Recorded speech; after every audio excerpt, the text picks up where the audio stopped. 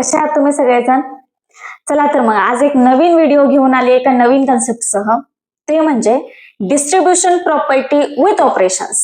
म्हणजेच लास्ट व्हिडिओमध्ये आपण पाहिलं की नक्की डिस्ट्रीब्युशन प्रॉपर्टी म्हणजे काय असतं, त्याची डेफिनेशन काय आहे आणि त्याचं फॉर्म्युलेज असल्यानंतर, तो पर्टिक्युलर फॉर्म्युला असल्यानंतर त्याचं ऍप्लिकेशन कसं करायचं, तो वापरायचा कसा.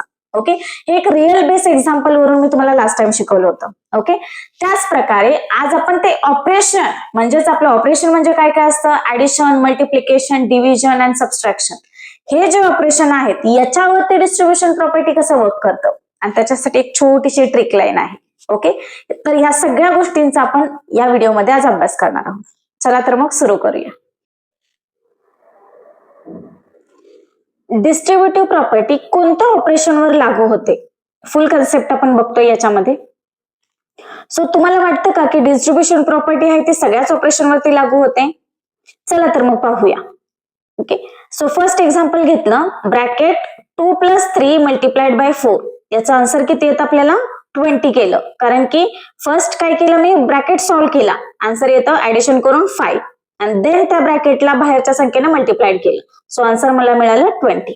ओके, बट तीच जर डिस्ट्रीब्युटिव्ह प्रॉपर्टी आहे, ती जर डिस्ट्रीब्युटिव्ह प्रॉपर्टी नेक्स्ट एक्झाम्पल साठी मी अप्लाय केली, म्हणजेच 4 × 2 इन द ब्रॅकेट +3. जर असं एक्झाम्पल असेल आणि याच्यावरती जर मी डिस्ट्रीब्युटिव्ह प्रॉपर्टी अप्लाय केली तर ती इथे अप्लाय होत नाही, कारण की ब्रॅकेटमध्ये मल्टिप्लिकेशन आणि आउटसाइड द ब्रॅकेट काय आहे, ऍडिशन आहे. सो अशी जेव्हा कन्सेप्ट असते त्यावेळेस डिस्ट्रीब्युटिव्ह प्रॉपर्टी लागू होत नाही. ओके, सो म्हणजेच काय, डिस्ट्रीब्युटिव्ह प्रॉपर्टी काय होते, अप्लाय होते फक्त आणि फक्त मल्टिप्लिकेशन आउटसाइड अँड ऍडिशन आणि सबस्ट्रॅक्शन इनसाइड. म्हणजे ब्रॅकेटच्या बाहेर जर मल्टिप्लिकेशन असेल आणि ब्रॅकेटच्या आतमध्ये ऍडिशन अँड सबस्ट्रॅक्शन असं असेल तेव्हाच काय होते, डिस्ट्रीब्युटिव्ह प्रॉपर्टी अप्लाय होते. ओके, सो नेक्स्ट आपण लास्ट टाइम हे फॉर्म्युले बघितले होते पाठीमागच्या व्हिडिओमध्ये आणि आताही मी तुम्हाला फॉर्म्युले दिले आहेत. सो ब्रॅकेटच्या बाहेर मल्टिप्लिकेशन आहे, फर्स्ट ब्रॅकेटमध्ये प्लस आहे. सेम वे सेकंड ब्रॅकेटच्या बाहेर मल्टिप्लिकेशन आहे आणि सेकंड ब्रॅकेटच्या आतमध्ये प्लस मायनस आहे. सो अशा प्रकारे ऍडिशन आणि सबस्ट्रॅक्शन वरती काय होते, डिस्ट्रीब्युटिव्ह प्रॉपर्टी अप्लाय होते. ओके, सो त्याच आपण काय करूया, एक्झाम्पल द्वारे सॉल्व्ह करून बघूया. So distribution with addition and subtraction, addition और सबस्ट्रॅक्शन असेल तर डिस्ट्रीब्युशन कसं अप्लाय होतं. सो लास्ट टाइम हे बघितलेलं आपण की डिस्ट्रीब्युशन 4 × ब्रॅकेटमध्ये 2 + 5 असेल तर आन्सर आपल्याला भेटतं 28. Same way 3 × in the bracket 7 - 2, त्याचा आन्सर भेटतं 50. सो ऍडिशन आहे फर्स्ट ब्रॅकेटमध्ये आणि सेकंड ब्रॅकेटमध्ये सबस्ट्रॅक्शन आहे, त्यामुळे आपल्याला डिस्ट्रीब्युशन प्रॉपर्टी ते अप्लाय करता येते. So distribution work with addition and subtraction inside the bracket only.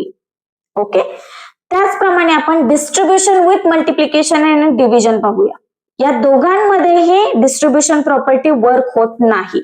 Okay, so distribution property does not apply in the multiplication as well as in the division one.